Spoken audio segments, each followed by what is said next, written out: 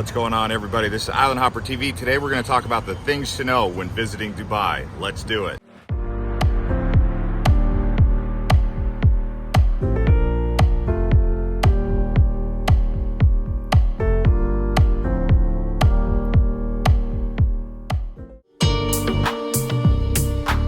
All right, let's talk about the things you need to know when you arrive in Dubai. So you get a visa on arrival. That means when you process through passport control, they stamp your passport, and that's when you get your visa. And that visa does not cost anything, and you get 30 days. All right, let's talk about the best time to visit Dubai. The best time, hands down, for weather is going to be from October until April. After that, you start to get a lot hotter in Dubai. July and August, very, very hot, but the benefit of coming in those months is you're going to get affordable accommodation. You can get a 5-star hotel on downtown Dubai on the very top floor for around $150 per night. There's still going to be some other 5-star hotels that are more expensive, but that's the benefit of visiting in the summer. For me, I found a gray area around September and May.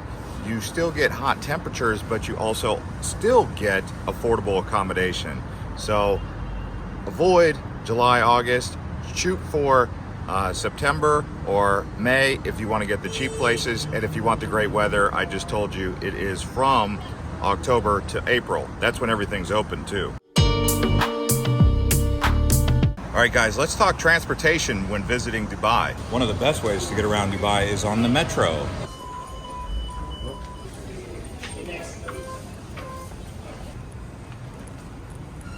And when it comes to riding the actual metro, you have the silver card and you have the gold card. The gold card is a more priority seating. It's like a first class. The silver is more economy, much more crowded. The price difference is about twice as much for the gold than it is for the silver. So there's something you need to know about riding the metro if you want to upgrade your class.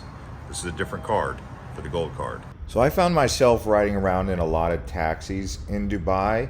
They're very easily accessible. You'll find them pretty much right when you step outside the mall or step outside one of the more popular venues. They're right there. Also, when you're riding in taxis, there can be lines. This one here is at the Dubai Mall. We're in a line for a taxi. But as you can see, they do move quickly. There is Uber in Dubai, and I found using Uber has its advantage over taxis in certain circumstances, especially if you're at a destination that's far away. Hailing an Uber is easier than trying to hail a cab, especially if there's no cabs around. If you guys are looking for something cool to do, you could rent a supercar for only 1,000 dirham. For 1 hour? 1 hour. Yeah, for 1,000 dirham, you could be one of those guys cruising around in a Ferrari right there in JBR. And if you want to cruise up and down the boardwalk here, they've got tier scooters, and they've also got another company right here. That one's called Arnab, so you can download the app before you even get to Dubai. All right, next up, let's talk money in Dubai. So what do you need to know about that? Well, the currency is called a dirham, not a dinar, not a lira, not a pound, but a dirham. And 3.70 dirham equal $1 US at the current time of making this. Now, another thing to keep in mind is they do accept a wide variety of credit cards in taxis and across the town. Don't worry about that too much because most of these places will accept your cards, even American Express. Most of the time it is Visa or MasterCard, but American Express is accepted about 50% of the time. If you have your debit card, that's going to work almost all of the time wherever you are. But yeah, that's important to know. Having some cash on you also gets you further. All right, let's talk about some facts about Dubai. Dubai has a population of 3.3 million people. 85% of those people are expatriates. They come from Pakistan, Philippines, India, somewhere outside of Dubai. Also, Palm Jumeirah, that is the largest man-made island in the world. When it comes to weather, Dubai only gets around 25 days of rain per year. Also, because it is a desert, where does Dubai get its water? Well, a lot of it comes from the ocean desalination project. So Dubai is actually the largest emirate of 7 in the United Arab Emirates.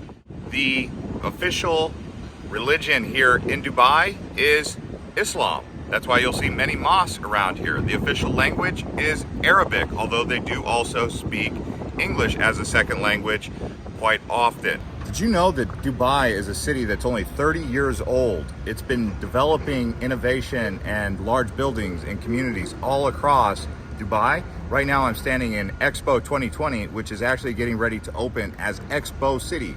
Another big, massive project that's going to be world-class, drawing people in from all over the world to live, work, and play right here. Very innovative place. You've seen it with Burj Khalifa, you've seen it with Dubai Marina. They're leading the way in sustainability and design and architecture, and that's what makes Dubai really cool. Things like this here in Expo City. And if you look right behind me, you can see the JW Marriott. That's actually the tallest hotel in the world. This one here is in Business Bay right next to downtown, in case you wanted to book a stay. All right, let's talk about activities and things to do while you're visiting Dubai. First thing you're going to want to know is there's many malls, and the reason there's so many big, huge malls here and indoor activities is because in the summertime it's excruciatingly hot. People don't want to go out when it's that hot, so they go to these malls like the Mall of the Emirates or Dubai Mall or DMCC Mall. There's so many different malls you'll find, even Marina Mall. Going to the Lost Chambers Aquarium at Atlantis, many water parks across Dubai, as you can see right here. There's so much fun there. The Dubai Eye, heading out to Blue Waters, hot air balloon rides in the desert, the top of Burj Khalifa, the tallest building in the world. Look at that view. The Museum of the Future, you can see what's going to be taking place in Dubai. Riding boats across the Madinat, Dubai Creek, Dubai Canal, going to the top of the Palm, on Palm Jumeirah. Look at the views up here, 360 degrees. The beaches. There's Le Mer, there's JBR, there's the Glow Garden. Look at this Glow Garden. And so much more. Lots to do in Dubai. All right, next thing to know is let's talk about the accommodation here in Dubai. What are the hotels looking like? What's the Airbnb situation looking like? There's many different areas you could stay across Dubai. Let's talk about some of those more in detail right now. So one of the most popular areas that you may want to stay is in downtown Dubai. We stayed at the Staybridge Suites, which is actually a high-rise tower. We were on the 34th floor. It was a 2-bedroom apartment, fully furnished. It was a luxurious experience with great views looking down, and the pool was also really awesome. This is downtown Dubai. We were in Dubai in September, so this room only cost $120 a night for the 2-bedroom. After staying in downtown, we decided to move around to the Dubai Marina. We started out at the Marina Hotel Apartments. This one was a bit bigger than the Staybridge, but it was about the same price. It was a 2-bedroom also. Once we were done with that one, we actually ended up moving to a little bit more affordable apartment that was under $100 a night. It was also a 2-bedroom in the Marina area. It was a bit smaller than the other one, but it had more things to do around there. The one problem with this area was that it was hard to get in and out of, and there wasn't a metro, which is probably why this one's more affordable than the other one, because out front of the Marina apartment there was the metro station. This one you actually had to walk at least 10 minutes to get to the metro and 10 minutes to get to the tram. So yes, you save money, but you do lose convenience. So choose location wisely. All right, guys, let's talk about nightlife in Dubai. So I'm standing here right now with Dubai Marina in the backdrop. So a lot of people think that Dubai is a dry city, but that's not the case. It's dry in town, but there's hotels and other places like lounges that are allowed to get a liquor license. That's how people are able to drink. So no, it's not a dry city. And along with your beverages, you will get shisha, like we found here at Cavo. Cavo is located in Business Bay. There's many different areas that you can check out for nightlife, but the big ones that you're going to want to explore is going to be Business Bay, the Marina area, the Palm. Also around JBR, they have some lounges that are worth checking out at some of the hotels. But if you do research on Google and you type in the top 10 places to enjoy nightlife, top 10 lounges, top 10 bars in Dubai, you'll get a whole list right there. Or you can simply subscribe to this channel and watch our next video that's coming out about nightlife in Dubai. We're also making another video about best places to stay. These are going to be full dedicated videos more in detail about both of those subjects. Now, getting back on subject with nightlife for the sake of this travel guide here, there are sometimes dress codes. So you will want to research if the place that you're planning on going has a dress code. For example, don't show up someplace in shorts if they require you to wear pants. Or don't show up in flip-flops after going to the beach thinking that you're going to be able to get in, because they do have rules about this at some clubs. Not every lounge is going to have a dress code. Not every lounge is going to have an entry fee.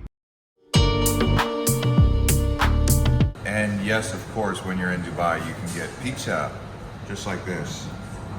Yeah, and it's not just pizza. You can get any type of cuisine. I mean, I ate at Cheesecake Factory while I was there. I had TGI Fridays. I had Tony Roma's. I also had plenty of local cuisine, like Lebanese cuisine. So this idea that you're coming to an Arabic country and you're only going to be able to get Arabic food or Middle Eastern food, it couldn't be further from the truth. You're going to get a whole bunch of different cuisine. You're going to get Japanese, Chinese, Italian, luxury food, fast food, all sorts of variety. You could see right here, we're trying out a variety of different cuisine right here in Dubai. Dubai is truly a world city. That's what a lot of people don't understand.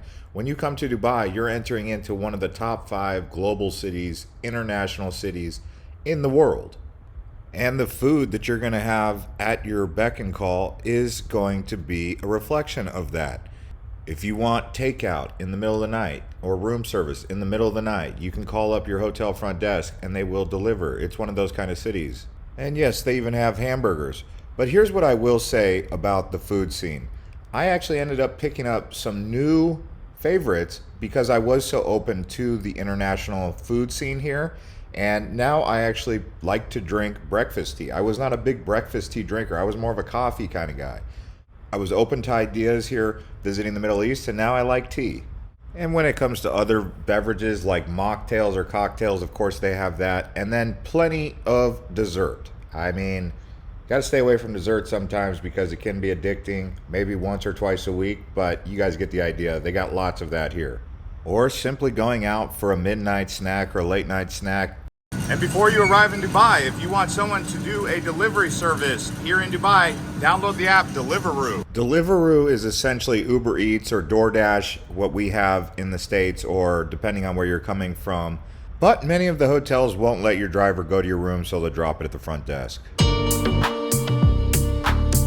And last but not least, let's talk about safety. So this is the question that comes up so frequently, and the best way I can answer it is, did you know Dubai is literally one of the safest cities in the world? Safer than Norway in many instances, safer than the United States all the way across the board.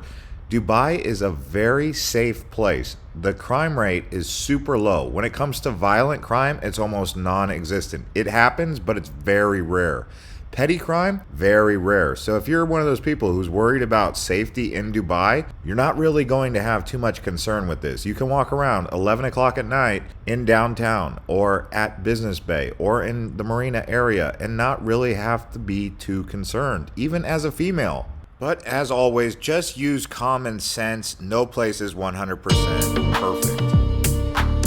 And in conclusion, when you come to Dubai, get ready to have a out of this world experience and enjoy yourself.